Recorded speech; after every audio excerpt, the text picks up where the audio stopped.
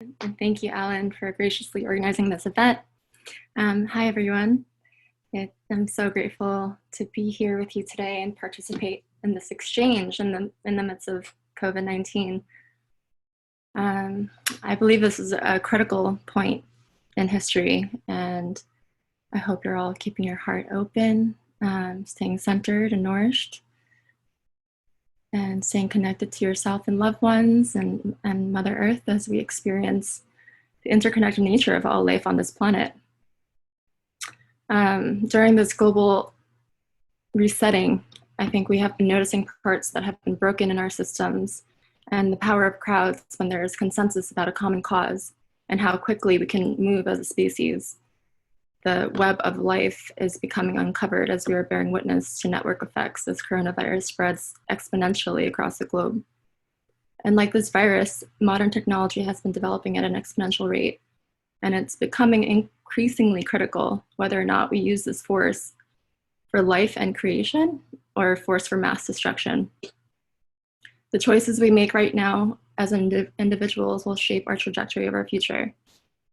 And the question is, are we going to drive our species into extinction or evolution? We see today that the pandemic and its consequences are hitting the poor particularly hard and increasing the problem of inequality.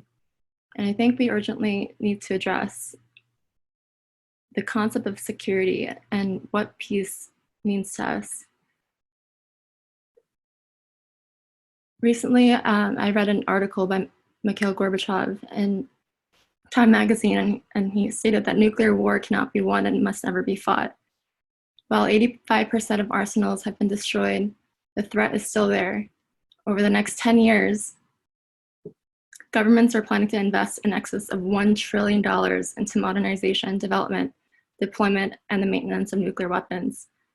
However, wars and the arms race cannot solve today's global problems.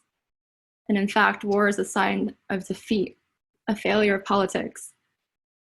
Our overall goal must be human security. Providing food, water, and a clean environment and caring for people's health, it should be our #1 priority. And to achieve this, we need to develop strategies and prepare and plan and create resiliency. This current pandemic will not be the last global crisis that we face as a species, and in fact, it was caused by disturbing natural systems and interrupting biodiversity on planet Earth. That is the health of the entire ecosystem, which can restrain pathogens before they ever leave the wild. Disturbing biodiversity and the people who live in connection with the land affects our changing climate, which is another common threat to all of humanity. And we cannot waste money by continuing to fuel the arms race. We must reduce the causes of climate change and mitigate its effect by creating resilience and rapidly restoring balance on our planet.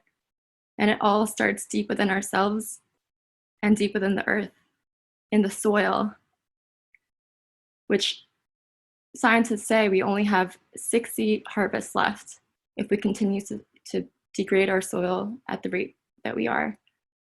And right now we have to upgrade our systems and create a new foundation structure for democratically and equitably sharing our planet's resources to regenerate our natural ecosystems and cultivate the conditions for humanity and biodiversity to thrive in harmony with one another. We all have a part to play to make this happen. We need to shift from a mentality of scarcity and one of abundance.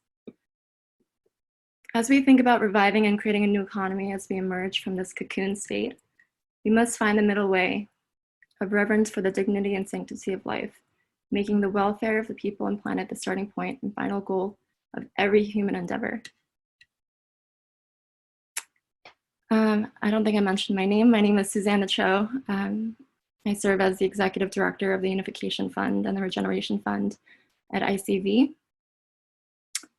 where we are bridging capital to fund the Sustainable Development Goals as we simultaneously regenerate the planet and empower marginalized communities, starting with Indigenous peoples who live in harmony with nature and whose wisdom can serve as guiding principles, as well as empowering refugees and women and children who are disproportionately affected by the effects of climate change.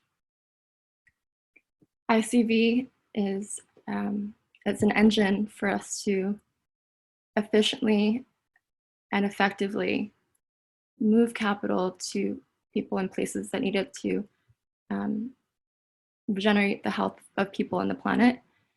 And it's structured in a way that the nonprofits in our network will receive the proceeds, and they'll be able to self-govern and democratically allocate resources based on priorities that we can all agree upon. And as Gandhi once said, an eye for an eye will make the whole world go blind. War begets war. We have to operate from a place of love, and philanthropy is the driving force of ICV, and it derives from the meaning of love, as philo means love, and I believe that love will win, and I believe right now is a time for us to love with all of our hearts and to spread love. And I'm really excited to hear from the rest of the panelists today about more strategies and legal frameworks to mitigate the effects of climate change, and really think about alternative investments, from the environment to energy, food and water, healthcare, education.